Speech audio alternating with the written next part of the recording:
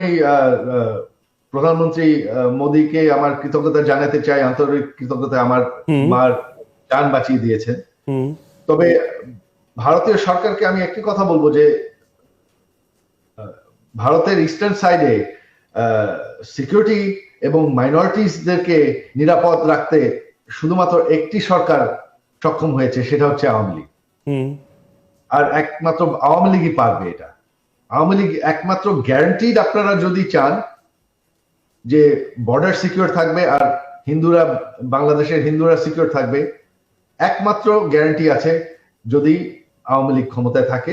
আর সেটার জন্য কিছু প্রয়োজন নাই, সেটার জন্য শুধুমাত্র প্রয়োজন যে একটা নির্বাচন এবং একটা ফ্রি এন্ড ফেয়ার নির্বাচন, যেখানে আওয়ামী লীগের উপর আর হামলা না করা হয়। যে দেশ ফ্রি এন্ড ফেয়ার ইলেকশন হয়, আমি কনফিডেন্ট যে আওয়ামী লীগ এখন আবার। বেশ, আপনার দেশ আমাদের পার্শ্ববর্তী দেশ, সেই দেশের তৈরির মুহূর্তে ভারত পাশে ছিল।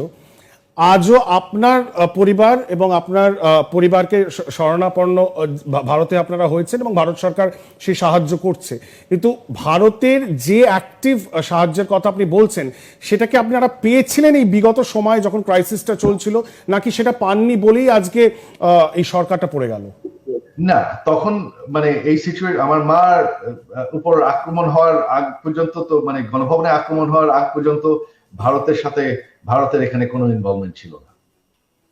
ওনার সিকিউরিটি নিয়েই শুধুমাত্র ইনভলভমেন্ট আছে এই পর্যন্ত। আর কি হচ্ছে না হচ্ছে আমি কিছুই জানি। আপনি কি আশঙ্কিত? এটা হচ্ছে আমার দাবি ভারতীয় সরকারের প্রতি। আপনি কি ওনার সুরক্ষা নিয়ে, আপনার মায়ের সুরক্ষা নিয়ে আশঙ্কিত? না, বর্তমানে না। ভারতে তিনি অবশ্যই, ভারতে নয়, বাট আমি বলছি আগামী দিনে, ভবিষ্যতে এটা আমাদের নিশ্চিত করতে হবে।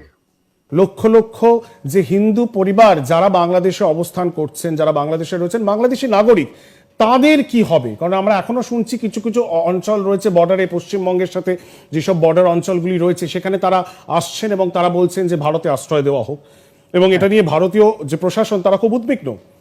এটার একটা মাত্র সলিউশন, এটা ইতিহাসে দেখা আছে, একটা মাত্র সলিউশন এখন, যে দ্রুত বাংলাদেশে নির্বাচন হোক, আওয়ামী লীগের উপর নির্বাচন থামুক, আওয়ামী লীগ যাতে একটা লেভেল প্লেইং ফিল্ড হয়, এইটা নিশ্চিত করলেই আমি কনফিডেন্ট যে আওয়ামী লীগ ক্ষমতায় আসবে আর আমরা এই সিচুয়েশনটাকে কন্ট্রোল। মানে হিন্দু পপুলেশন বাংলাদেশে সুরক্ষিত থাকবে, তারা বাঁচবেন, নাকি একটা বিশাল বড় পলায়ন হবে এবং তাদেরকে পশ্চিমবঙ্গে, ভারতবর্ষে চলে আসতে হবে? এটা তো আওয়ামী লীগ যদি ক্ষমতায় ফের আসে, তাহলে আমি